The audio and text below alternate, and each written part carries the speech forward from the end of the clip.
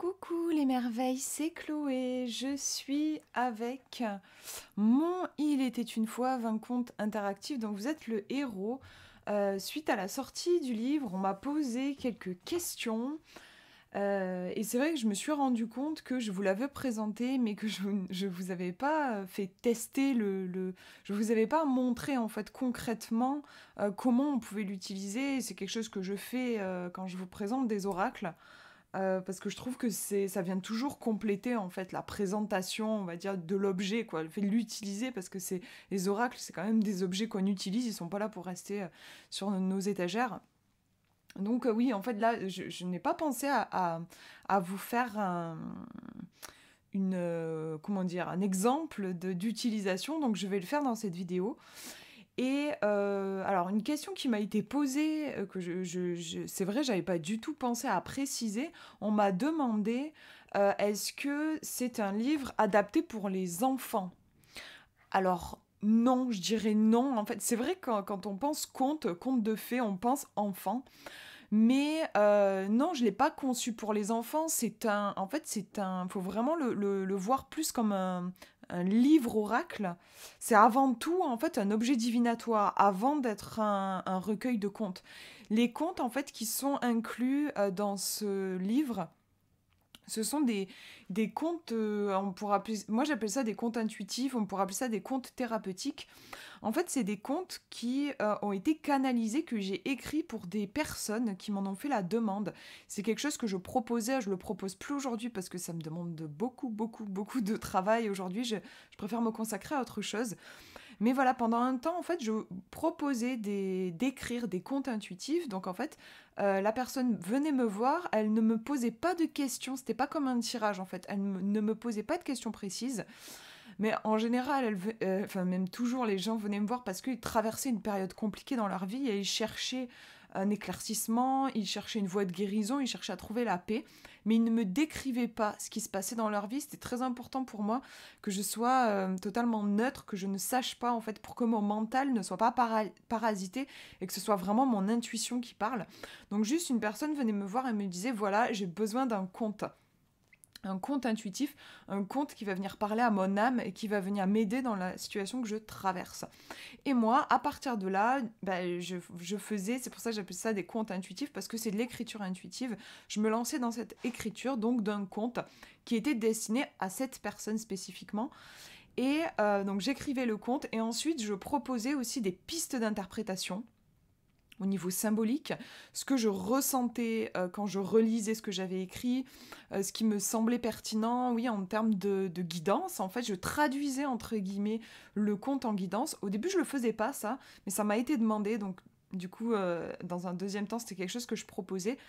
Bien sûr, je précisais que ça restait que des pistes, hein. Moi, j'aimais vraiment que les gens puissent s'approprier le conte. Mais voilà, en tout cas, ce sont des contes, ce que je veux dire, c'est que ce sont des contes qui ont été écrits dans un contexte particulier. Ce sont des contes qui ont été écrits pour une personne particulière qui vivait un moment compliqué dans sa vie.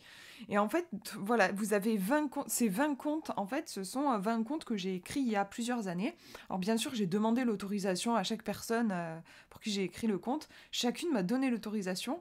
Et en fait, j'ai décidé d'en faire un recueil parce que ça m'a été demandé en fait. Pas mal de gens m'ont dit ça serait génial que tu fasses un recueil. Moi honnêtement j'y pensais pas forcément, même j'y pensais pas du tout.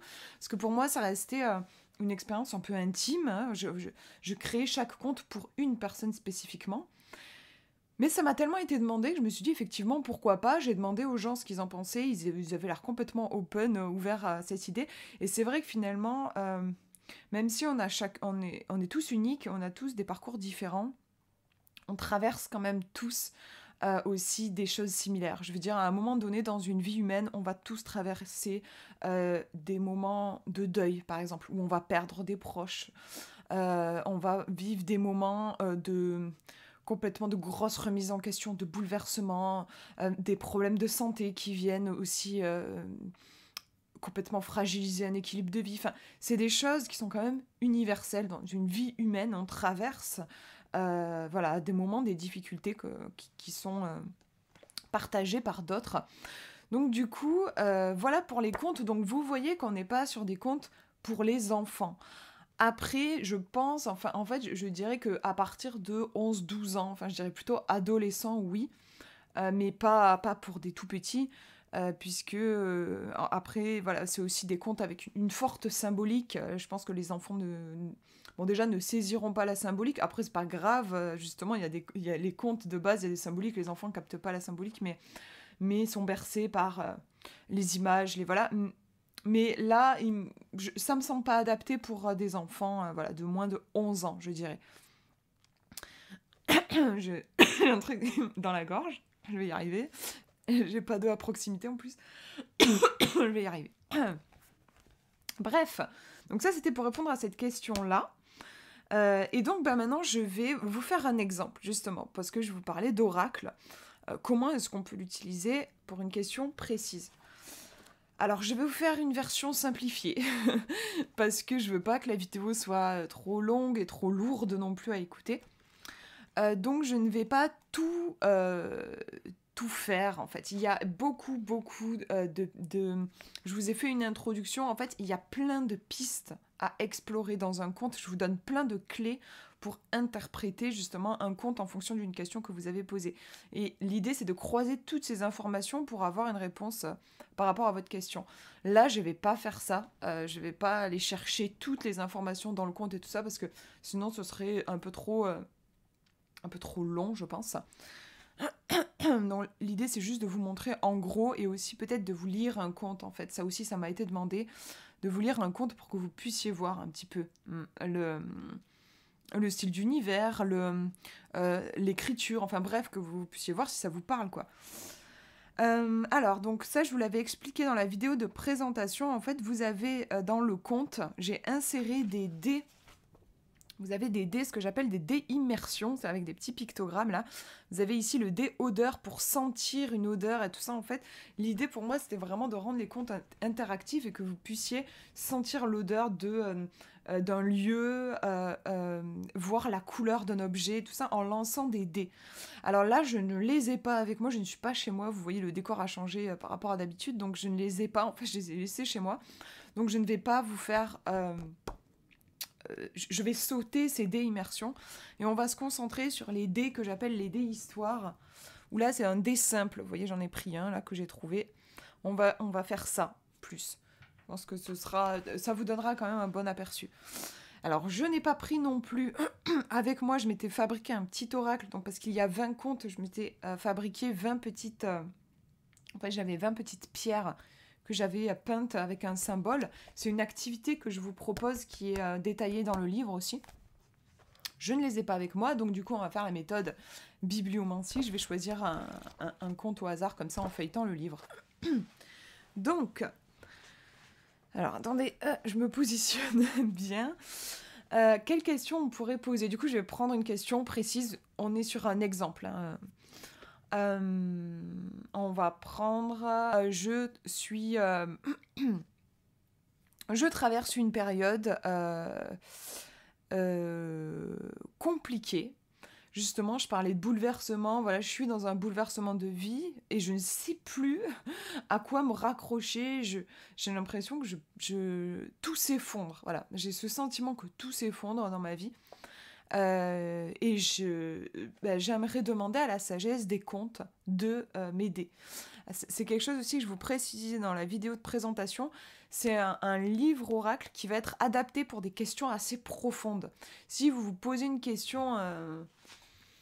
plus simple, du style moins psychologique, en fait, j'ai envie de dire, plus simple, du style est-ce que c'est une bonne idée pour moi je sais pas, moi j'ai été invitée quelque part et j'ai une petite réticence à aller, voilà, parce que je suis un peu timide et j'aime pas trop sortir, j'ai une petite réticence à y aller, est-ce que ce serait quand même bien que je me bouge un peu et que j'y aille? Je vous conseillerais plutôt de prendre un jeu de cartes, ça va être efficace, simple, clair, net et précis, vous allez avoir votre réponse. Mais pour des questions plus profondes comme des moments clés... un peu des crises existentielles, j'ai envie de dire.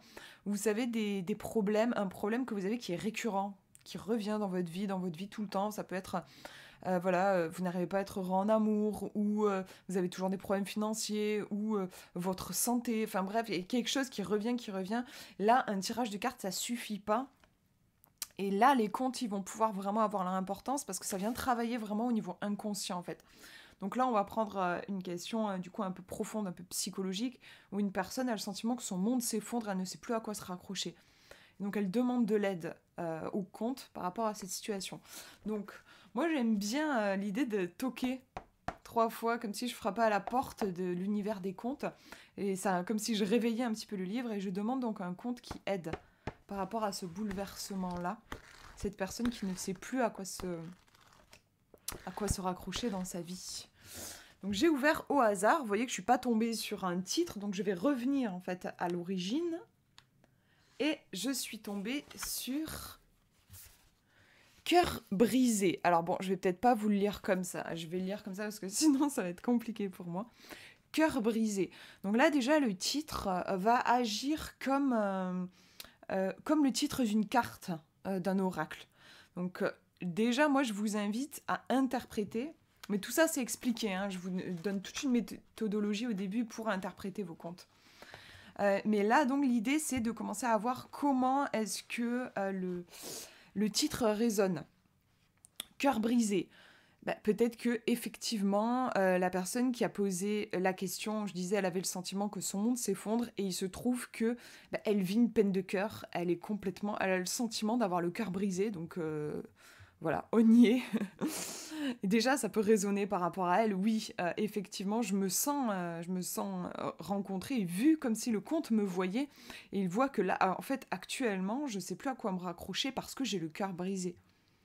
Ensuite, je vous ai mis des mots magiques pour déverrouiller vos questions. Donc là, c'est l'équivalent des mots-clés dans un oracle.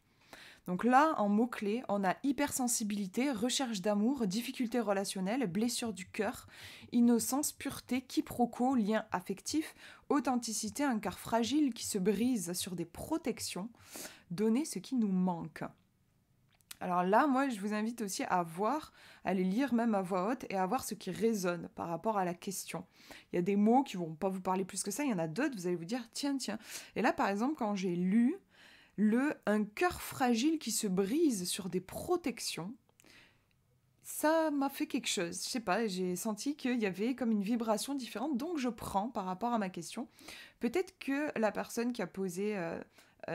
qui a demandé de l'aide au conte, elle a actuellement, elle vit une grande vulnérabilité, on nous parle d'hypersensibilité apparemment avec ce conte, et elle se heurte peut-être à un environnement froid, à des gens qui se protègent en fait. Quiproquo aussi, c'est quelque chose, quand j'ai lu les mots, il y a quelque chose qui a vibré différemment pour moi. Peut-être elle vit cœur brisé, en effet, elle se rend compte que, elle explique qu'il y a bien une difficulté relationnelle avec quelqu'un, donc quiproquo, peut-être qu'en fait il y a des quiproquos avec cette personne, peut-être que cette personne avec qui elle est en relation, en fait, elle se protège, elle est un peu blindée, et cette personne qui a tiré le compte est peut-être hypersensible, et de fait de se confronter à cette froideur, c'est difficile, c'est le moins qu'on puisse dire, c'est très douloureux pour elle. Alors, donc, vous voyez déjà qu'on peut avoir pas mal d'informations juste avec le titre et les mots-clés. Donc, je vais vous lire le conte. Vous êtes un jeune loup au pelage noir. Alors, vous voyez qu'on est... En fait, l'idée, c'est vraiment de vous... Ça peut être sympa, d'ailleurs, de vous allonger, de fermer les yeux, juste d'écouter. Et vous allez vous projeter, en fait, dans le conte. L'idée, c'était vraiment qu'on vive le conte.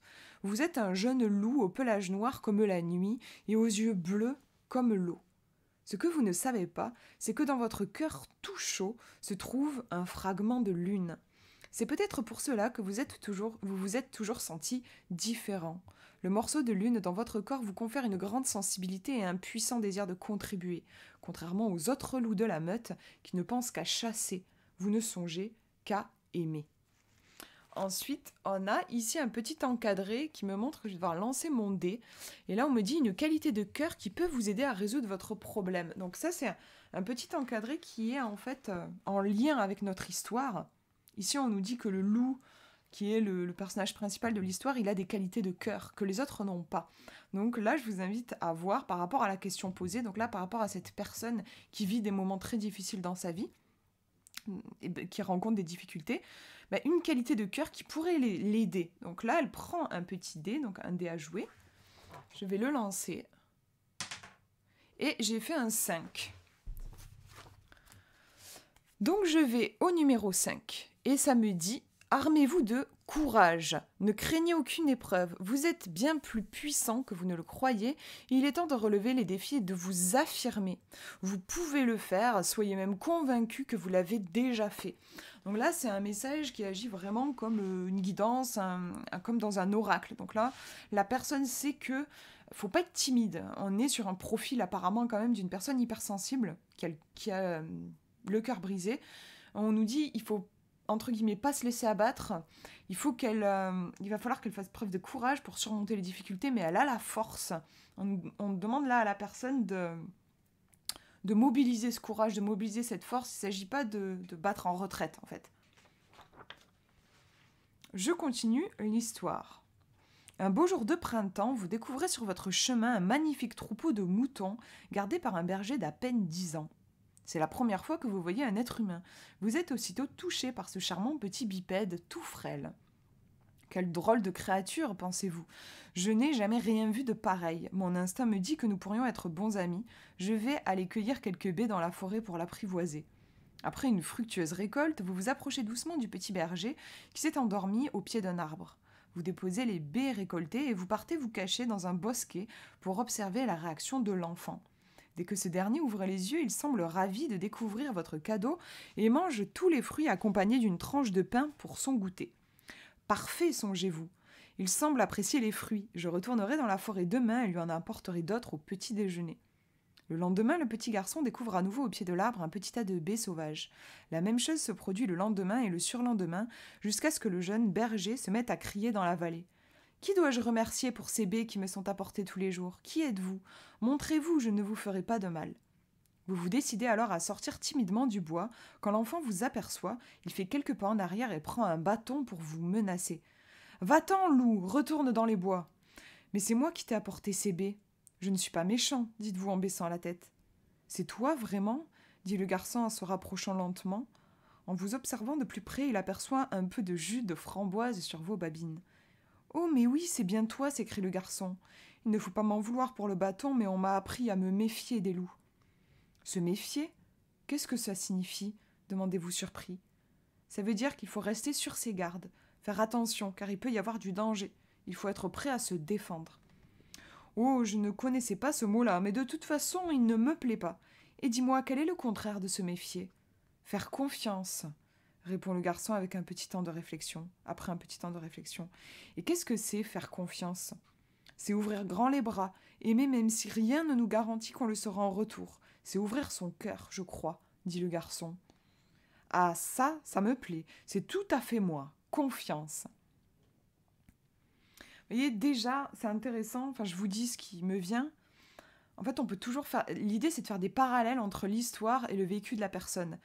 Là, la façon dont ça peut résonner par rapport à notre contexte, le contexte d'une personne qui est en fragilité, qui a le cœur brisé à cause d'un conflit, et là, ça semble résonner comme un conseil. On semble dire à cette personne qu'il faut qu'elle garde confiance. Vous voyez, c'est intéressant. En fait, ça résonnera d'une façon différente en fonction de la question que vous aurez posée. Le petit garçon vous regarde avec tendresse. « Alors faisons-nous confiance, dit-il en vous tenant la main. Si tu mets ta patte dans ma main, cela signifie que nous nous faisons confiance l'un l'autre, explique l'enfant. Ainsi vous tissez ce jour-là les bases d'une belle amitié. Vous devenez tous deux inséparables. Chaque jour, vous quittez votre famille dès l'aube pour rejoindre le berger et passer avec lui le reste de la journée. Mais un jour, un membre de la meute vous suit et découvre le troupeau. Alors que vous êtes occupé à discuter avec le berger, un autre loup s'approche dangereusement du troupeau, puis un autre, et encore un autre. Une fois la meute rassemblée, elle bondit sur les pauvres moutons, sous le regard apeuré du petit berger. Ce dernier ne peut rien faire, les loups sont bien trop nombreux, bien trop puissants. Ils ne feront qu'une bouchée de l'enfant s'ils tentent de s'approcher. Ce jour-là, tous les moutons sont emportés par la meute affamée. Le petit garçon en larmes se tourne vers vous. « Tu m'as trompé. Comment as-tu osé? Tu m'as amadoué avec ces baies sauvages, tu m'as séduit pour que je t'accorde ma confiance, et pendant ce temps, c'est toute ta meute qui s'en est prise à mon troupeau. Tu es un menteur, un manipulateur, tu es encore pire que tous les loups qui ont planté leur croc dans la chair de mes moutons. De ma vie, je ne ferai plus jamais confiance. Là aussi, peut-être que ça résonne avec cette personne qui a le cœur brisé. Elle a peut-être en fait senti à un moment donné dans sa, enfin là, d'ailleurs pas, il y a pas longtemps en fait, le fait de, elle s'est peut-être sentie trahie et s'est juré qu'elle ne ferait plus confiance. Vous baissez la tête à chaque mot prononcé par l'enfant. Vous savez que rien ne pourra convaincre le petit berger de votre innocence. Vous devez prendre la fuite, chassé par un petit humain au ventre rempli de rage et de baies sauvages. Ce jour-là, vous décidez de quitter définitivement votre meute. Vous ne voulez plus jamais revivre pareille tragédie. Vous ne voulez plus partager votre temps avec ceux qui ont monté contre vous votre seul ami. Vous quittez alors la forêt et osez vous aventurer plus loin dans la vallée. Là, je vous propose un dé pour sentir l'odeur, pour respirer les senteurs de ce nouveau monde. Je me dis, on va le faire en fait. Allez, on va le faire. J'ai pas le dé pour l'odeur, mais on peut faire avec un simple dé comme ça. J'aimerais juste voir la senteur de ce nouveau monde. J'ai fait un 2. Et là, du coup, je vous montre. En fait, j'ai mis en place à la fin, en annexe. On va aller voir. C'est le dé odeur. Alors, attendez, où est-ce que je l'ai? Voilà. Donc, j'ai fait un 2. Ça correspond à... C'est des petits croissants tout chauds.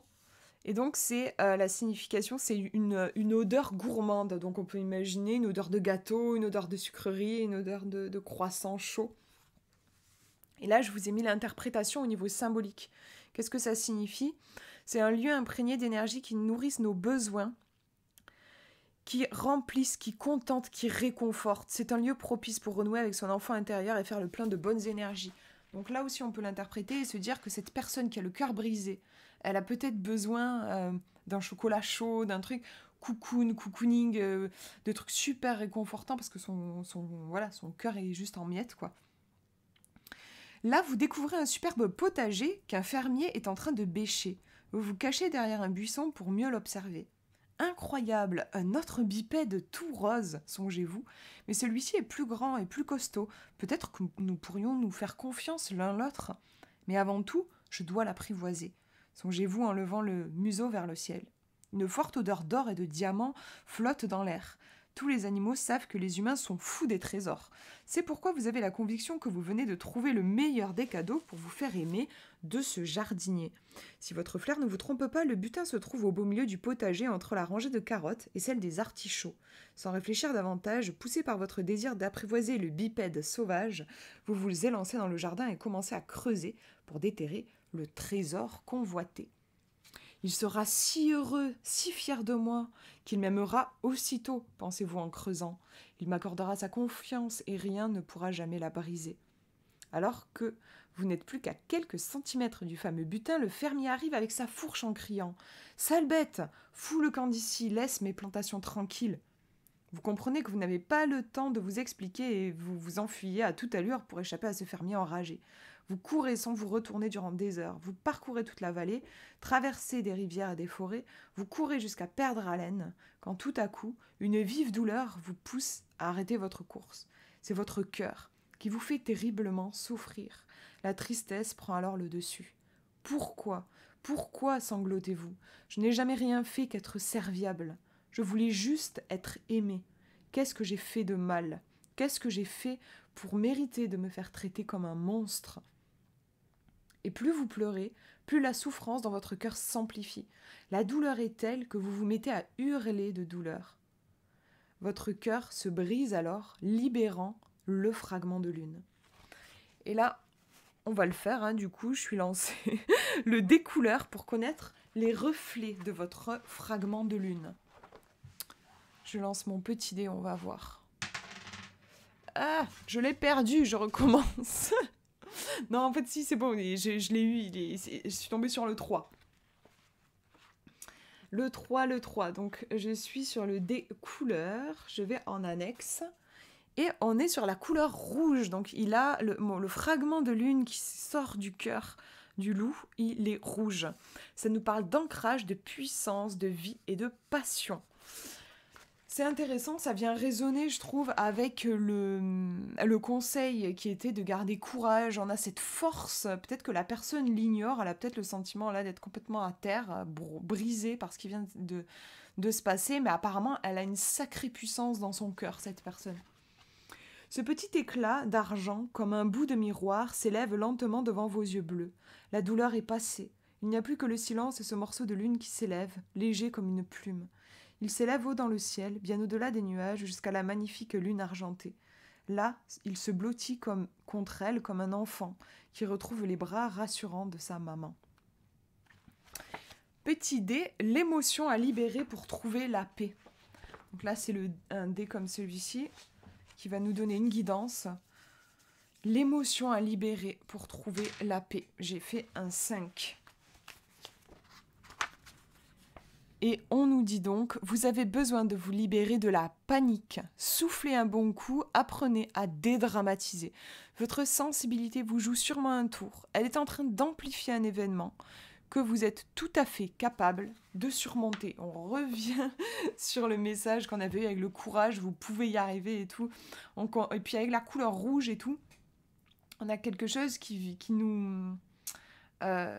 qui vient soutenir vraiment le consultant là. Et fin du compte, vous observez cette lune splendide. À présent, elle est parfaitement ronde. Elle donne toute sa lumière, généreuse et belle. En la contemplant cette nuit, vous vous sentez enfin entier. Vous vous sentez calme et serein. En vous laissant aller aux larmes, vous avez libéré l'amour qui vous a tant manqué. Enfin, votre âme peut vivre en paix. Donc voilà, ça c'est du coup le conte, la fin du conte. Alors, il y a je vous ai fait toute une feuille de route en fait à remplir. Bon, là, je vais pas le faire, voilà, ça serait trop long et tout. Mais voilà, c'était pour vous donner un aperçu. Donc là, en fait, à chaque fois, moi, ce que je vous propose de faire, mais c'est comme avec les cartes, c'est la même chose, c'est quand je travaille avec les cartes, en fait, je regarde la carte, je lis ce qu'il y a dans le livret d'interprétation éventuellement, et j'essaye de faire le lien avec ma vie, quand je pose une question pour moi, avec ma vie et ma question. Quel lien je fais? En quoi ça me ressemble à ce que je vis? Comment est-ce que ça pourrait répondre à ma question? Là, c'est la même chose. Cette histoire de ce loup qui finalement est en manque d'amour et qui, en fin de compte, a cet amour en lui sous la forme d'un fragment de lune et qui a besoin de libérer son émotion pour pouvoir trouver la paix et pour finalement retrouver son entièreté. Il est apparemment hyper connecté à la lune aussi, ce loup. On a vraiment cette énergie d'hypersensibilité. En quoi ça peut venir parler à cette personne qui a le cœur brisé, qui a le sentiment que son monde s'effondre totalement. Voilà, les pistes d'interprétation sont nombreuses. Bon, là, moi, si je devais faire un résumé, parce que je ne veux pas vous faire un truc trop long, mais on pourrait dire au consultant, du coup, là, que il y a énormément d'émotions, que les choses ne sont pas aussi dramatiques qu'elles semblent l'être. Ça revenait beaucoup dans le conte, dans les guidances qu'on a fait avec le dé. Il a besoin de réconfort avec l'odeur gourmande du croissant. Il a vraiment besoin de réconfort. Ça m'a marqué aussi la lune avec le mot maman. J'ai l'impression qu'il a besoin et peut-être son enfant intérieur a été blessé. Son rapport à la confiance a été blessé aussi. C'était un thème qui revenait. Donc sa question était je sais plus à quoi me raccrocher dans ma vie. Là, moi, j'aurais envie de dire, si j'avais une personne qui venait me consulter par rapport à cette problématique-là, moi, je lui dirais, prenez soin de votre enfant intérieur. Faites quelque chose que vous aimiez faire enfant, regardez un dessin animé, faites un goûter, achetez-vous une peluche. Enfin, voilà. Ou ça peut être renouer avec la créativité, prenez de la peinture, vous allez peindre avec vos doigts sur une feuille, enfin... renouer avec cet enfant intérieur qui apparemment a été choqué par un événement et qui a besoin d'être réconforté. Et je dirais aussi vraiment que les choses ne sont pas aussi graves qu'elles ont l'air de... Enfin, voilà, bref, j'arrive pas à formuler ma phrase, vous avez compris. C'est pas aussi grave que ça en a l'air, voilà. parce que ça revenait beaucoup, hein, le fragment de lune qui est rouge, ça indique une sacrée puissance quand même, une sacrée énergie chez la personne. Elle en a peut-être pas conscience, mais elle est bien présente. Et ce courage qui était dans la guidance, vous pouvez le surmonter.